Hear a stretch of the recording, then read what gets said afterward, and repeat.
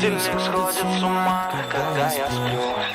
Ведь она не понимает, что я не люблю просыпаться рано. Для меня бывает трудно эти первые минуты, просто беда. Так не хочется вставать, дай мне 5 минут. Тебя я крепко обниму, дела подождут. Нас с тобой не будет мучить мой мобильный на беззвучном.